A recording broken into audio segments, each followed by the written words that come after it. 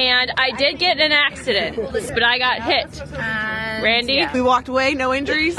Minor fender bender. At least I didn't get into an accident. I hit Ben twice. I did hit a curb. I was a complete liability on the streets of Vienna. Here we are, first tour. Got left behind twice, but that's okay. Since we're in Vienna, home is the famous Spanish riding school, I think we're going to go meet the Lippizaner stallions. Lipizans from the Spanish horse riding school, they come from Austria. Our Lipizans come from Hungary. In Hungary, they still breed the Lipizans for draft work, and the Lipizans in Austria, they are mostly bred for dressage. If you look at their bodies, their shape and their types, ours look a little bit different. Yeah. See ya. Hey, pass them. When you're broke down on the side of the road. Katie is super particular about photos taken. She wants them to be social media ready. Originating in the late 16th century in Italy, the popularity of Baroque architecture focused on bright colors paired with architectural designs and shapes that revolve around the oval. All right, everybody, so we just finished our carriage ride, and I'm happy to announce that I made it through. But we have a new cursed person, Nicole. Hi. Tell us what happened. Well, it's our second tour, and the second time I've been left behind, so... What happened? Well, our brakes weren't working, so they stopped to try to fix the brakes on our carriage, and I was like, you know, I got left behind on the hot rod tour twice, and now I got left behind on the FIaker carriage, so I think I'm the cursed one. All right, yeah. So that's it, guys. Curse is broken, I'm free. Woo! So with that being said, Marshall decided that we're going to put the two of them in the next vehicle Yes. together. We're going to see what happens. And we're going to just watch. Perfection. It was very cool. I loved it. We didn't crash. We didn't die. You got the curse lifted. Curse is lifted, guys. It was awesome. I got to see gray horses. I cheated on my own gray horse. It was great. I just realized how bright my red pants are. I like the tour, so I didn't hear recording. Yeah, it was super fun. We didn't really have a tour though.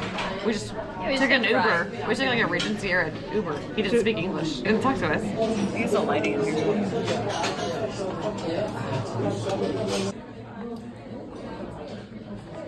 Is it blocked by that? I like you do that.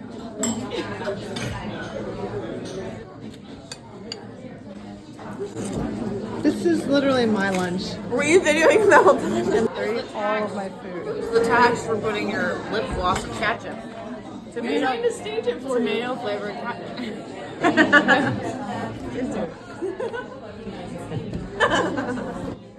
Hofburg reigns as one of the largest residential complexes in the world with its buildings, courtyards, and gardens. Famous members of the Habsburg family lived here, such as Franz Joseph and Sissy. As a child, one of my favorite movies was Disney's Miracle of the White Stallions, and as such, seeing the Vienna's Spanish riding school makes the top of my bucket list. Started to breed the Lippizaners in the 18th century. They designed them in a very Baroque style. They have round body shapes, like a round nose, a round high neck, and a round, big, beautiful Baroque belly. And to fit around this belly, you need to have long legs, of course, because if you have very short legs, they stop somewhere in the middle of the belly, the horse may look a bit too Baroque, which is also not very beautiful. Framework to do for them, and afterwards we put them into the horse walker to give them some movement without a ride on the horse. I usually reserve my bucket list for activities or things that I want to see in my life, but this hot walker might just be the exception. I want one. The Lipizan horse breed started when the Holy Roman Emperor Maximilian II and his brother Archduke Karl II Franz of Inner Austria brought Spanish horses, 9 stallions and 24 mares, to Austria in 1580. Their uncle, the King of Spain, another Habsburg family member, likely influenced and facilitated this transaction. Maximilian lived at the pinnacle of a shifting era. Out was the knights of the age of chivalry, and in was a new type of warfare, firearms. While the new weapons of the Renaissance age meant a decline in horses cloaked in chainmail for battle, it did lead to the emergence of horsemanship as a true art form. From the Austrian-built stud farm in Lippizaner, the finest Arabian blood was crossed on the imported athletic Spanish horses, creating the breed now known as the Lippizaner horse. The breed became very popular. The lighter horses were in fashion since they no longer had to carry armored knights into battle. The Royal Stud Farm produced riding and driving horses exclusively for the Habsburg royal family. The Habsburgs built a winter riding hall and school in 1572, replacing it with a new riding facility in 1735 inside the Imperial Palace in Vienna. They called it the Spanish Riding School because only horses of Spanish breeding were used. The goal of the school was the preservation of both the art of classical horsemanship and the Lippizaner horse breed. The Quebec is a bit like this, but the horse stands up a little bit higher and jumps 3 to 5 turns forwards. And the capriole you can see on this big picture over here, the horse jumps into there and kicks out with the hind legs. In a few seconds you can also see it on the screens. The first jump you will see now is the so-called capriole. Then the levade. And another capriole, and then the third one is the Quebec. Yes.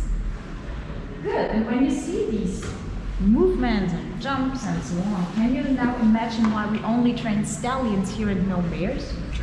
Strength. The girls, the mares are also very strong. So one reason, very simple, we can't put boys and girls together in the stables. Imagine one pretty mare between all these crazy stallions, they would all just think of love vacation all the time, so we can't do that. There are around 75 white stallions in the Hofburg. They enjoy breakfast, lunch, dinner, and regular exercise. It takes 6 years of diligent training before the stallions are able to perform for the public. Each year, they enjoy a luxurious 7-week summer holiday in Heldenberg, Lower Austria. The Piber Lippizaner stud in Styria sees around 40 foals born each year, with only the best stallions being selected for the riding school. All Lippizan horses trace their ancestry back to 6 foundation stallions: Seglavi, Neapolitano, Maestoso, Favori, Pluto, and Conversano. These stallions are the backbone of the Lippizan horses you see today. Today, the horses are born dark, but fade to gray between the ages of 6 and 10. Lippizaners are known to be predominantly white, a side effect of the preferences of the royal family. But a couple hundred years ago, the breed claimed a number of colored specimens, like blacks, browns, chestnuts, duns, and even piebalds. A Lippizan who does not turn gray is incredibly rare. The stable cost was 16th century. And so, you can come inside. You can also go to the very end. Good. What can you see here? The equipment. That's a lot of money. Surprise, surprise. So, yeah, we will not spend too much time here. You can see that we have these black and the white saddles. Black and golden bridles. Why? Perfect. So every stallion has 2 equipments. One for the daily training and one for the performances. The black saddles with the white saddle pads and the black bridles over here, they are for the daily training. The white saddles with the golden bridles and these green and red saddle pads up there in the window, they are for the performances. The gold on the golden bridles is a brass. Don't tell anyone, this is our little secret. A real gold would be even heavier, and sometimes these tiny parts also get lost. And if we would lose real gold all the time, it wouldn't be that nice. Yeah, I think the horses do not really care. Yeah, behind you, there is this white trousers. Okay, you can take it, touch it. You see, it's very, very soft. Just give it around, maybe. It's also very heavy. So it's very soft, and this is the same material the saddles are made of. This is why they do not need a blanket. But a white saddle on a white horse would just look very, very boring. This is why we attached some meaningful color to it. These, by the way, are the old ugly saddle pads. I want to show you the new ones. These. Yeah.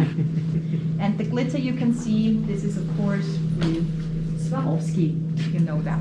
Only the best for our horses, and again, I'm not sure if the horses really care about this, but we do. Also for you over there, maybe. So the riders, by the way, always complain that their uniform in winter is too cold and in summer it's too hot. The uniform didn't change since the 19th century. Good. Who wants to see some more horses? Me. Yes.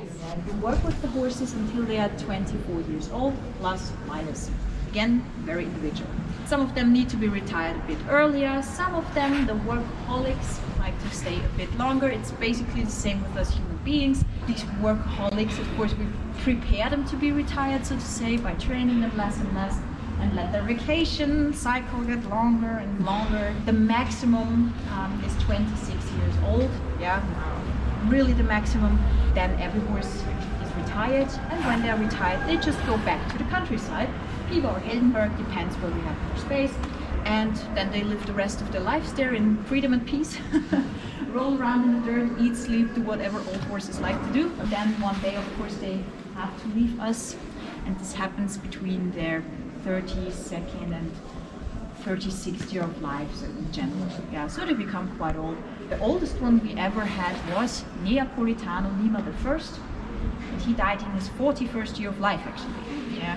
And he was also one of the workaholics. He stayed here until he was 25 and a half years old, something like this. The oldest one we have right now, which is retired, is Conversano Dagmar, and he's 36. Yeah, he really looks like an old horse. Some of his teeth, he lost some of his teeth. He's, yeah, you know, thin and small, but as long as he likes to get up in the morning and eat, it's fine, I guess.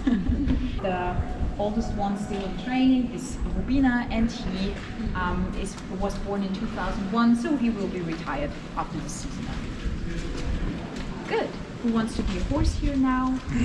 Known for their intelligence and trainability, Lipizans are the slowest breed of horse to mature, but are also known for their longevity. Started under saddle at 4 years of age, some still shine in the spotlight of the Spanish riding school at 25 years young. With only about 3,000 horses in the world, the Lipizan is considered a threatened breed. Of those 3,000 horses, 1,000 of them reside in the United States. The first to import this unique breed was opera singer Countess Maria Yaritza in 1930. In the 1960s, Evelyn Dreitzer of Washington State and Temple and Esther Smith of Illinois and Temple Farms joined the early list of American importations of the Lipizzaner horse.